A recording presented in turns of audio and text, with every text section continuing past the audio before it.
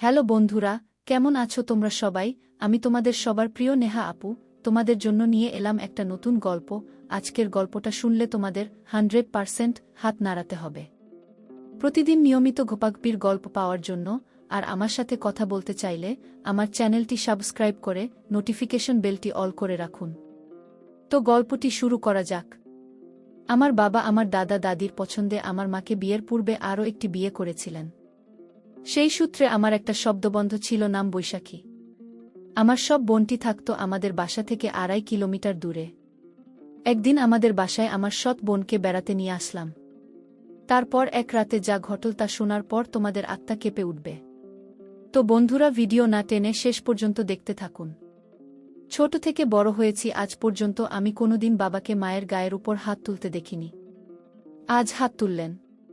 আমার মাকে বাবা আজ মারলেন। কিন্তু মায়ের চোখে পানি নেই। রাগে দাঁতের উপর দাঁত চেপে কিডনি করছেন। বাবার চোখ দিয়ে টলমল করে পানি পড়ছে। বাবা ভেজা গলায় বললেন, উঠতে বসতে যে ববিতার খোঁটা দাও সে আজ মরে গেছে। এবার খুশি তো? এখন থেকে অন্তত আমাকে রেহাই দাও। ববিতা নামটা আমি আজ প্রথম শুনিনি। আগেও বহুবার মায়ের মুখে শুনেছি। মা বাবার সাথে একটু রেগে গেলেই ববিতার নাম ওঠে। আমি বারবার জানতে চেয়েছিলাম মায়ের কাছ থেকেই ববিতা মা মুখে ভেঙচি আকৃতি এনে ভাষাকে বিকৃতি করে বলেছিল তোর বাপের প্রেমিক লাগে। আমাকে বিয়ে করার আগে ববিতার লগে তোর বাপের সংসার ছিল। বাবা মাথা নিচু করে সেদিন আমার সামনে থেকে চলে গিয়েছিল। বোঝাই যাচ্ছে নিজের ছেলের সামনে তিনি বেশ অপমানিত হয়েছেন। বাবার জন্য আমার বড় মায়া লাগে। মায়ের এই গালি প্রতিবাদ বাবা কোনোদিন করেননি, কিন্তু আজ প্রতিবাদ করেছেন। প্রতিবাদের ভাষা ছিল সজোরে একটি কাপড়। অতীতের এত বছরের রাগ বাবা একটি থাবড়ে কমাতে পেরেছেন। তো আমি দুপুরের খাবার খেতে বসেছি, মা তরকারি দিচ্ছিলেন। বাবা এলেন হঠাৎ ঘরে। তখনই মায়ের হুঙ্কার। আমার ঘুমে রেখে কাউকে কিছু না করিয়া কার কাছে গিয়েছিলাম। খোয়া গেলে কি হইত, না করতাম কি আমি? এত বছরেও না কইরা ফিরতে পারছি। বাবা এগিয়ে এলেন। থাপ্পড় দিয়ে ববিতার মৃত্যু সংবাদ প্রকাশ করলেন। এমতাবস্থায় আমার গলা দিয়ে আর ভাত নামে না। বাবা ঘর থেকে চলে গেলেন। মায়ের দিকে তাকিয়ে বুঝলাম মৃত্যু সংবাদ শুনে রাগ একটু কমেছে। আমি খাবার রেখে মোটরে হাত ধরে ফেলেছি। মনটা কেমন খারাপ লাগছে।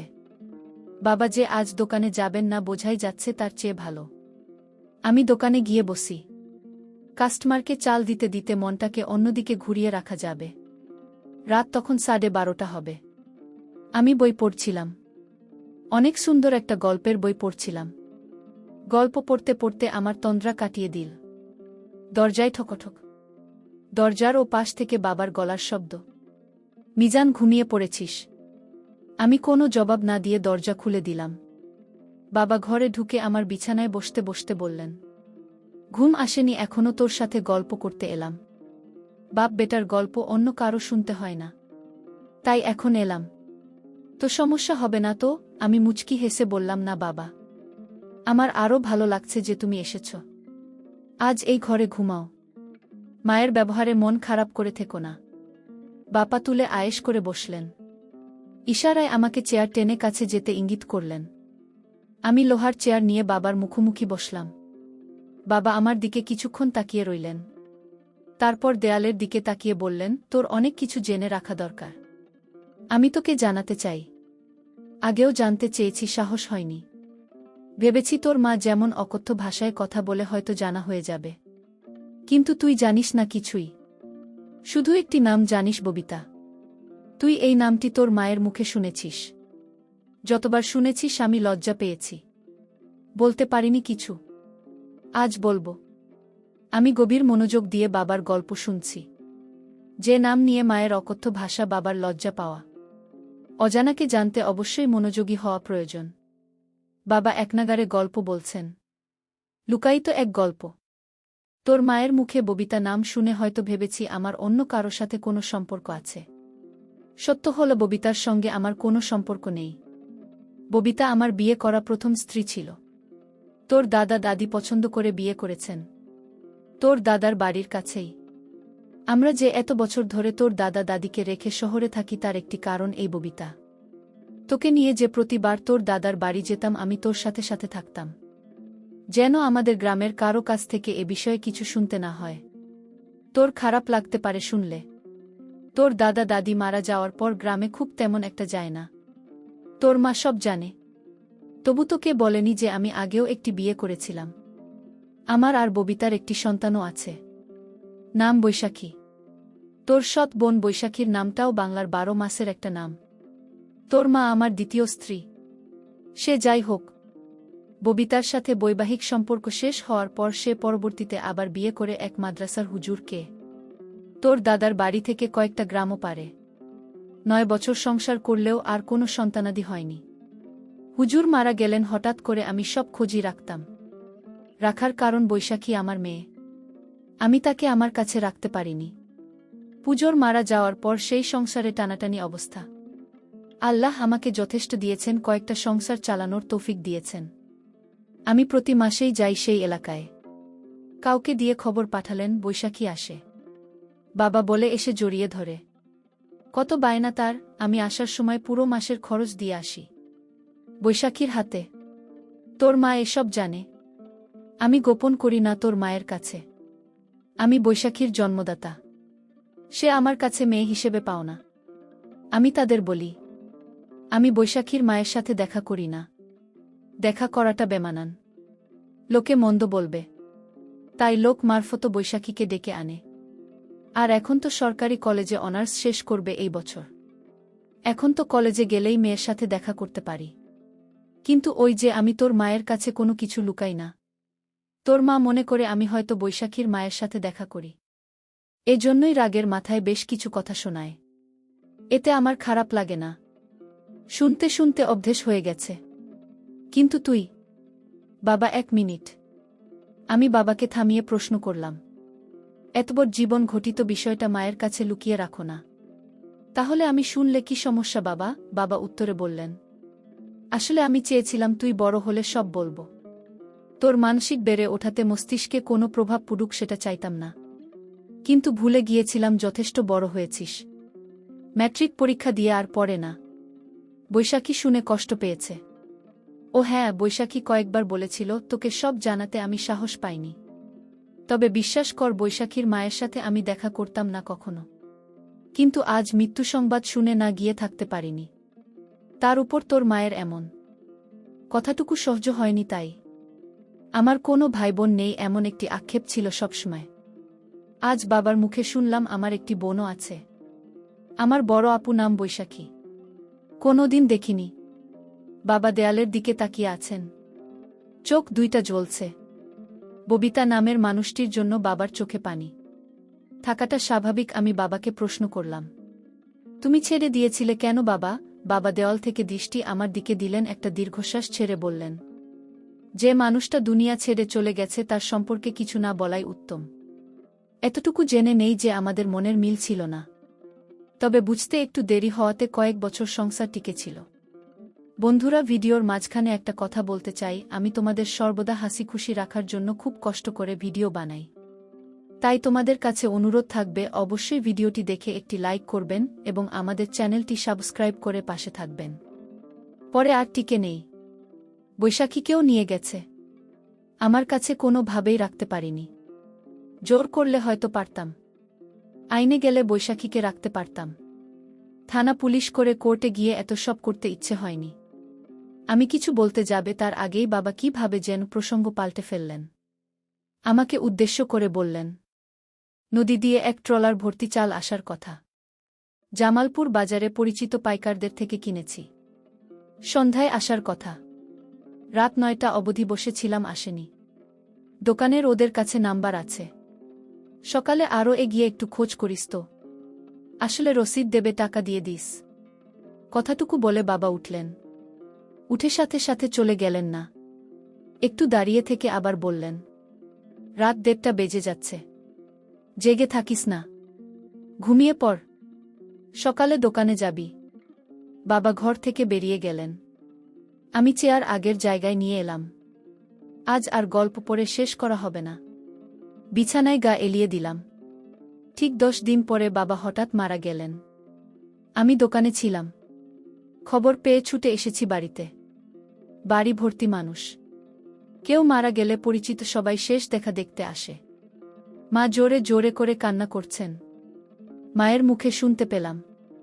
সকালে শুধু বলেছিলেন বুকটা ব্যথা করে। মা ভেবেছেন খাওয়ার পর হয়তো এমনিতেই ব্যথা করছে। তাছাড়া ব্যথা ততটা বেশিও না। কিছু না বলে বাবা দুনিয়া ছেড়ে চলে গেলেন। আমার মাথার উপর বট গাছের ছায়া ছিলেন। নিজেকে খুব অসহায় লাগছে। এত বড় পৃথিবীতে নিজেকে একা লাগছে। আমার দুই চোখ বেয়ে অঝরে পানি পড়ছে। সান্ত্বনা দিতে এগিয়ে এলেন এলাকার কয়েকজন। মানুষের সামনে কান্না করাটা অন্য সময় হলে লজ্জাকর পরিস্থিতি হতো। কিন্তু এখন লজ্জা লাগছে না। শুধু পানি পড়ছে। এক এক করে সব আপনিও স্বজন এল। শেষ বিদায়ের আয়োজন চলছে। কবর খুঁড়তে লোক গেছে কবরস্থানে।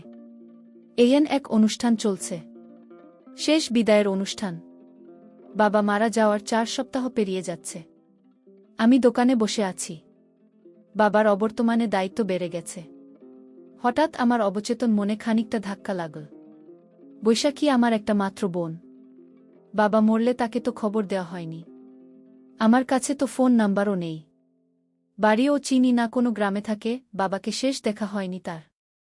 এটা তো তার প্রতি মস্ত বড় অন্যায় হয়েছে। মায়ের কাছে কি আপনাদের বাড়ির ঠিকানা আছে? না, আমাকে কিছু বলা যাবে না। দাদার বাড়ির কেউ কি জানে? ভাবতে ভাবতে হঠাৎ মনে পড়ল। বাবা বলেছিলেন বৈশাখী আপু ঢাকা সরকারি কলেজ থেকে এবার মাস্টার্স শেষ করবেন। আমি বসা থেকে উঠে দাঁড়ালাম। একটা মস্তবড় ভুল হয়ে গেল। আপুকে বাবার মৃত্যু সংবাদ জানানো দরকার ছিল। ঢাকা সরকারি কলেজের উত্তর দিকে মাস্টার্স ভবন। আমার পরিচিত কেউ নেই এখানে। মাস্টার্স ভবনের সামনে অনেকে আছে। আমি এগিয়ে গেলাম। সবাই বয়সে আমার বউ। একসাথে 5-6 জন কথা বলছে দাঁড়িয়ে। আমি গিয়ে সালাম দিলাম। জানতে চাইলাম মাস্টার্স শেষ বর্ষের বৈশাখী নামে কাউকে চেনেন কিনা। সাথে সাথে একজন ডান দিকে তাকিয়ে একটু মাথা উঁচিয়ে বলল, এই বৈশাখী, তোকে কেউ খুঁজতে আসছে। আমার চোখ যেন অপেক্ষা সইছে না। কেউ একজন এগিয়ে আসছে। আমার কয়েক বছরের বড় হতে পারে। দেখতে খুবই সুন্দর। ইচ্ছে করছে এখনই চিৎকার করে বলি, আমি তোমার একমাত্র ভাই মিজান। কিন্তু বলতে পারিনি। আমার গলার স্বর কি ভেজা বুঝতে পারছি না। সে বলল, আমাকে খুঁজছ? কে তুমি? আমি বললাম, আপনার কথায় কি বল ভেবে পাচ্ছি না। আসলে কি আমি পরিচয় শুরুটা কিভাবে করব? মুখ ফুটে বললাম, আপু, আপনার সাথে কিছু কথা আছে, খুব জরুরি। একটু এদিকে আসবেন। মাস্টার্স ভবনের সামনে দুর্বা ঘাসের শীতল পাটির মতো বিছানা পাতা। আমি আপুকে নিয়ে একটু আড়ালে গেলাম। আপুর কৌতূহলী চোখ। হঠাৎ বললাম, আমি সরিষাবাড়ি থেকে এসেছি। আমার নাম মিজান। কথাটুকু বলে আপুর দিকে তাকালাম। আপনি বাক? চোখের পলক পড়ছে না। চোখ দুখানা বেজে উঠল আমার সামনে। আর একটু এগিয়ে এসে আপু বলল, তোমাকে দেখার ইচ্ছে ছোটবেলা থেকে। আমার একটা ভাই আছে, আর তাকে আমি কখনো দেখিনি। এই কষ্টটা আমার অনেক বছরের। কত বড় হয়ে গেছো তুমি? আমার দৃষ্টি নিচের দিকে, ইচ্ছে করছে নিজের চোখের সাথে যুদ্ধ ঘোষণা করি।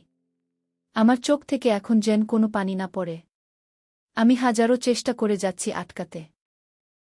আর পারলাম কই। এরই মধ্যে আপু আবার বলল, বাবা মারা যাওয়ার দিন গিয়েছিলাম তোমাদের বাড়িতে। দোকান থেকে সোহেল নামের কেউ একজন ফোন করেছিল। তোমাদের বাড়ির ঠিকানা নিয়ে গিয়েছিলাম। আধা ঘন্টার মতো ছিলাম। সবাই কান্না করছে। মানুষের ভিড়ে আমিও বাবার মুখখানি শেষবারের মতো দেখে নিয়েছি। দেখে কান্নাও করেছি।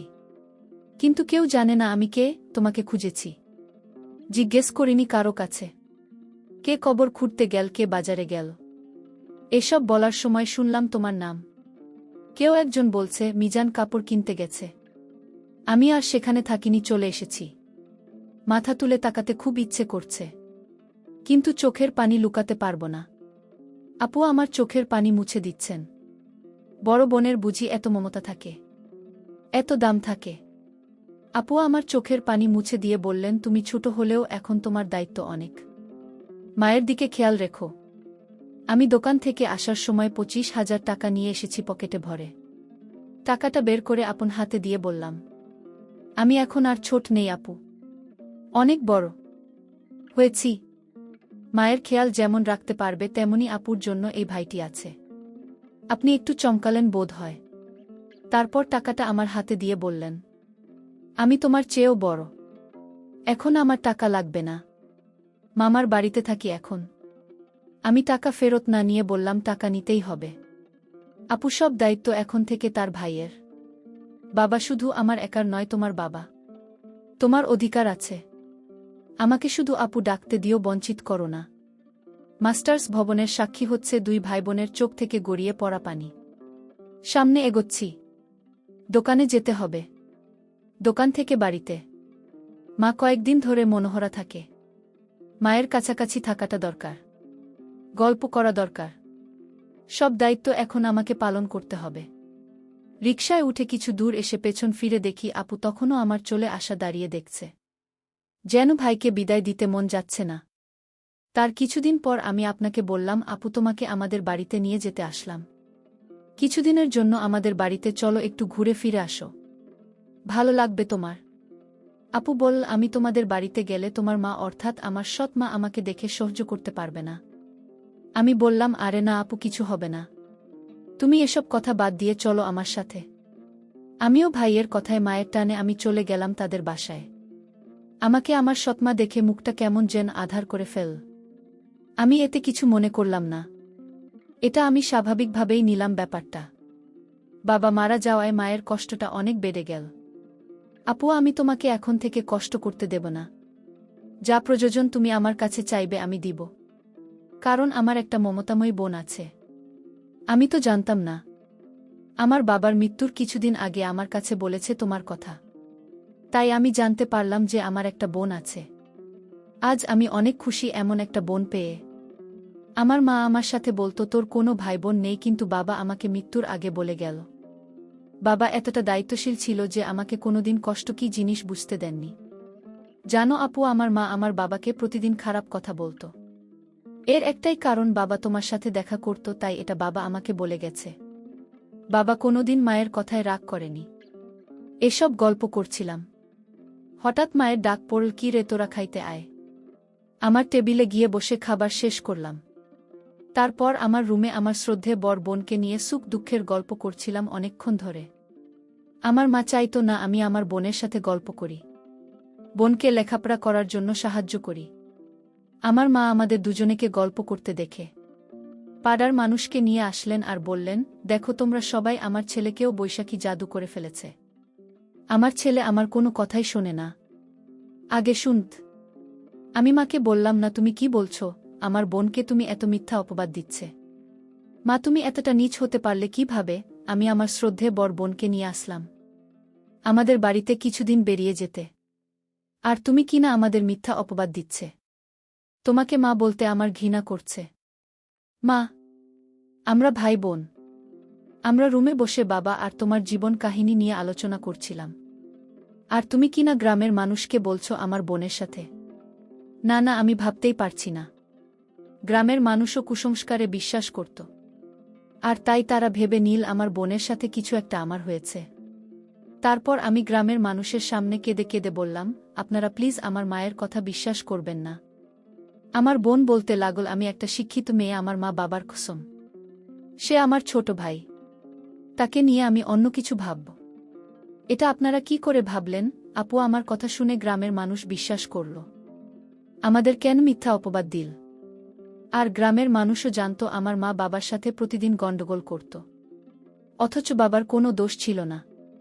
তাই গ্রামের মানুষ খুব সহজেই আমার বোনের কথা বিশ্বাস করে নিল। তার জন্য গ্রামের মানুষ আমার মাকে শাস্তি হিসেবে 2 মাসের জেল খাটতে দিয়েছিল। তো বন্ধুরা, আজকে এই পর্যন্তই। প্রিয় বন্ধুরা, গল্পটি ভালো লাগলে অবশ্যই কমেন্ট করে জানাবেন। আর নিয়মিত এমন আলাদা স্বাদের গল্প শুনতে ভিডিওটিতে লাইক এবং চ্যানেলটিকে সাবস্ক্রাইব করে সাথেই থাকুন। আর হ্যাঁ, নোটিফিকেশন বেলটি অল করে রাখবেন, যাতে পরবর্তী গল্প সবার প্রথমে আপনাদের কাছে পৌঁছে যায়। ধন্যবাদ বন্ধুরা। ধন্যবাদ সবাইকে।